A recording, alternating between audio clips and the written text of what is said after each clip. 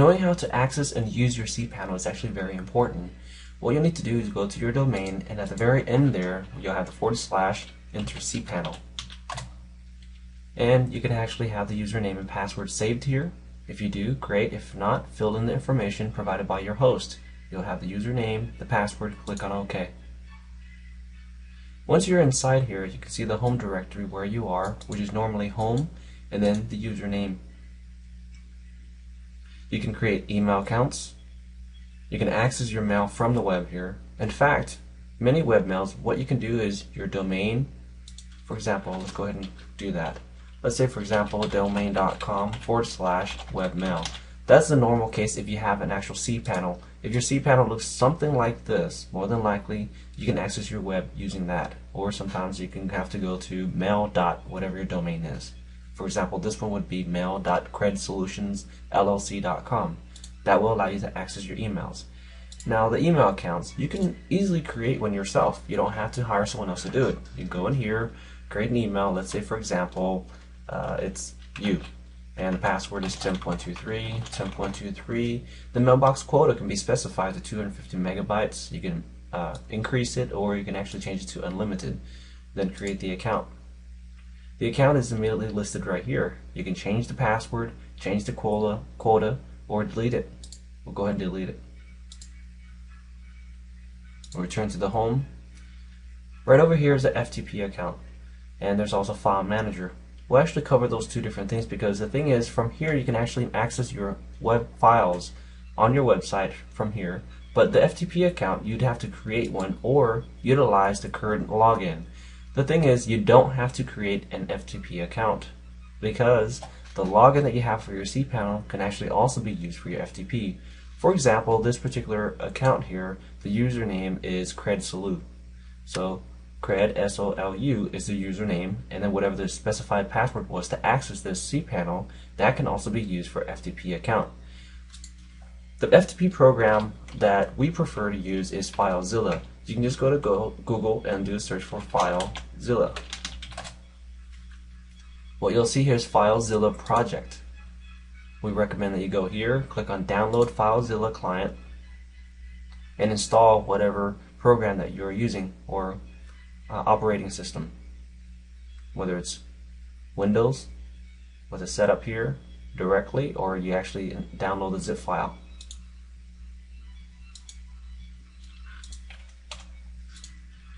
Once you install it, it will walk you through the process of how to access it, which requires your domain name, your username, and password. That is basically it. With the FTP accounts, what you want to do here, let's say for example you have someone that wants to install something on your site that you are not familiar with. You don't know who they are, and you want to give them access to that only. So what we can do is, let's say we create a user account here. The password is 10.23. 10.23. What happens is when you create this user, it creates another directory. When they log in, that gives them access only to the user directory. That's bad if they need access to the public HTML. So what you'll want to have to do is actually remove them from here, create FTP account. And the thing is, once they are done doing whatever they need to do, you can go in here, you can change the password and delete them. We'll return to the home. On here you can actually view the latest visitors, the bandwidth. So it's a good thing to go ahead and click around and kind of just view what's going on inside your cPanel.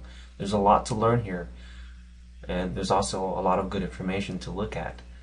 Your MySQL database is one of those things, and PHPMyAdmin. These are more advanced, but if a program that you later on decide to install does require a MySQL database, this is how you proceed with it. You would create a database name. Let's say for example test. We'll return to the previous page, come down, let's say for example this one is a user, and the password 10.23, 10.23. Create user. It's taken. Let's go back. I didn't even notice. Alright, so let's say for example this one is test then, and then password 10.23, 10.23. Did I mess up somewhere? I did. It's too short. We can use the password generator. We can copy this and then use the password, create user.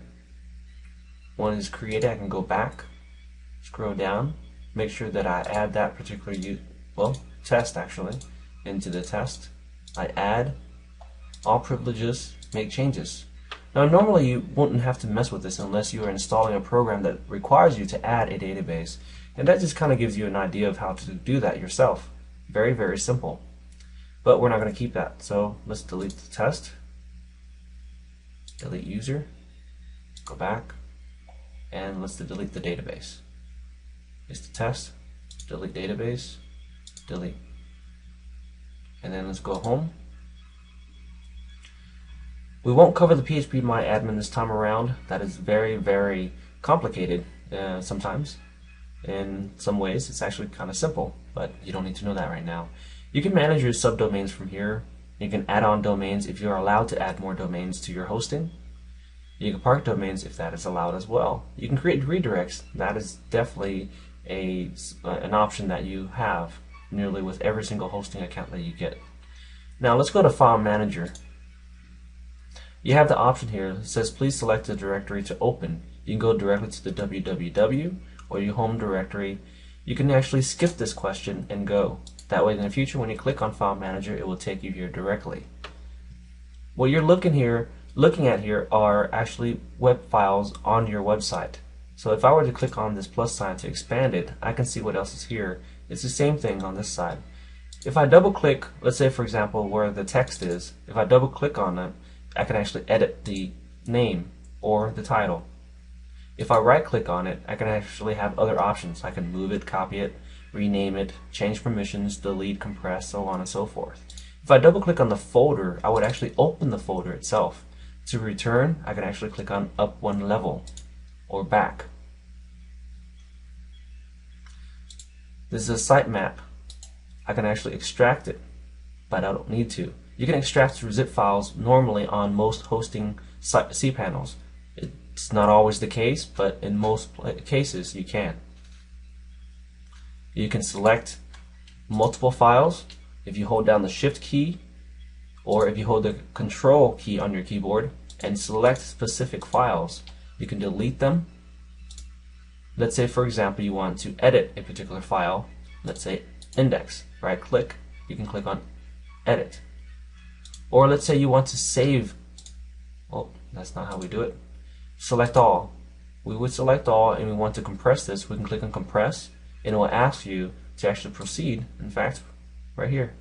You can proceed, change the actual zip file that you want it to be, compress the files, and it will create it here for you. Once you're done, you can actually right click and then download it to your computer. When you want to add a file, you can actually click on New File, give it a new file name, and then Create File. If you want to upload, you can click on Upload, Browse, and then select the file that you need to upload.